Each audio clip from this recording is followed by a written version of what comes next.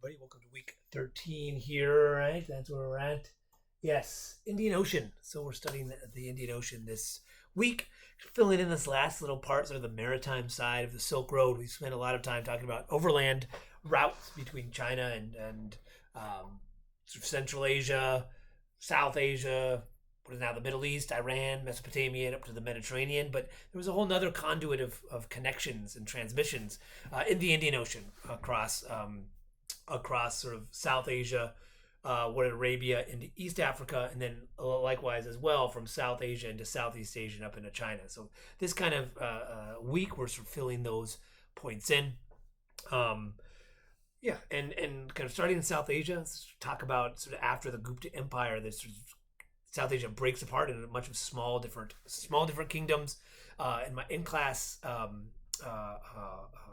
section of this, we go in and look at a lot of temples. Like you can see, like a lot of temple construction all throughout South and Southeast Asia, which is indicative of these smaller kingdoms built by the rulers or sponsored, patronized by the rulers to kind of project their power, connect them with sort of religious authority within their kingdoms. We see this. There's a lot of inscriptions all throughout South and Southeast Asia at this time, talking about the kings and who they are, so we can have kind of an idea of the chronology, political order of these regions. It gets very complicated. I don't want to get stuck in the weeds with all of them. Like sort of broken up between sort of northern India. You have this Harsha kingdom up in the north, kind of in where the Gupta Empire is, and then central India. You kind of have a couple of different groups of people who rule. One of the areas, the Rashtrakutas, build this temple at Ellora, which I gave a little video about. What's interesting about that temple is that instead of like sort of building the rocks and then building it up, they actually carved it into the side of a hill and then carved it down from the top down. The video talks about that. And in this area, Laura, there's also a lot of other caves, other religious caves, Buddhist caves, Jain caves, Hindu temples. So you can kind of see that a lot of where there's sites of religion were often also sites of economics, trade routes, all of these things. So the rulers were investing into those worlds. And then down south, we talked about the Chola Empire as well. And this Chola is sort of the connection between South and Southeast Asia there. And then sort of the kingdoms. And then within this, you also have the spread of Islam, started in Arabia, moved its way into Iran, Persia. And then by about 1000 CE, it's spread its way through into South Asia, starting with a guy Mahmud of Ghazni up in Afghanistan. Afghanistan, again, is this conduit of trade. A lot of people have come over the mountains into South Asia, the Indo-Aryans, the Kushans, other group of people. So he comes in, but he doesn't sort of set up a kingdom. He just sort of comes in, raids cities and also temples. Again, this sort of shows the sort of primacy of these religious centers, not just religious centers, but also centers of wealth. But then sort of remains up in Afghanistan. But some successor groups from Afghanistan will come in and actually take over, start ruling in Delhi. Sort of these Delhi sultanates. So now you have sort of Islamic rule over northern India. But most of the people are still Hindus. There is a Buddhist kingdom. The last one, the Palas in eastern what is now Bengal, they start to decline, and then Islam kind of moves in. Buddhism is that's kind of the end of Buddhism within South Asia. There's still definitely some Buddhist areas, but not as a Buddhist kingdom.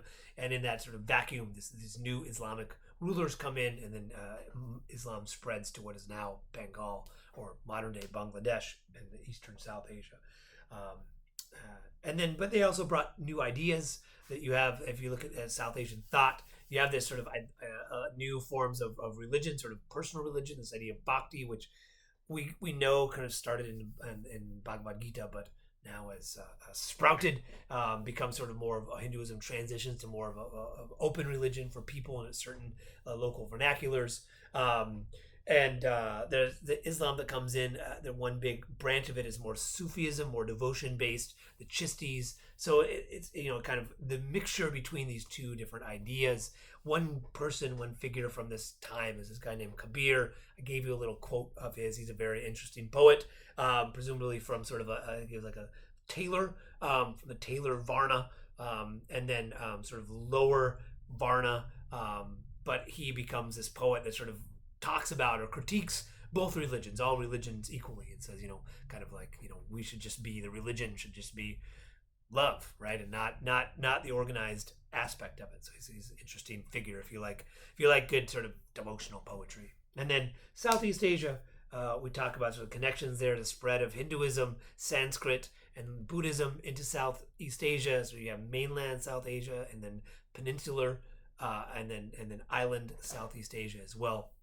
The big one that I can get into is Angkor Wat. I gave you a video. It's a little bit longer video, not too long, 20 minutes, but I think it does a good job of kind of explaining both what Angkor Wat is, why it's so significant, some of the issues facing Angkor Wat today, but also talks about in the end there sort of the decline of Angkor Wat and the Khmer kingdom, how those are very much intertwined.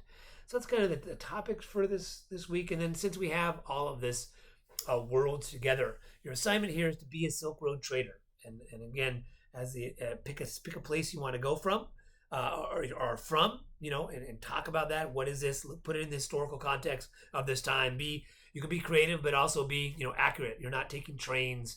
You're in the time of a Silk Road trader. Pick a place, and then go somewhere.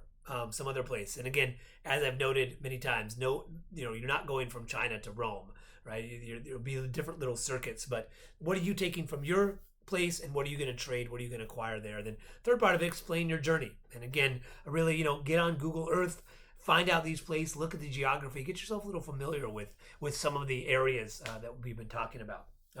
And ideally, if you could record that, you can do that on the Padlet. You can just open it up. I gave you the instructions there, and that way you don't have to write it out.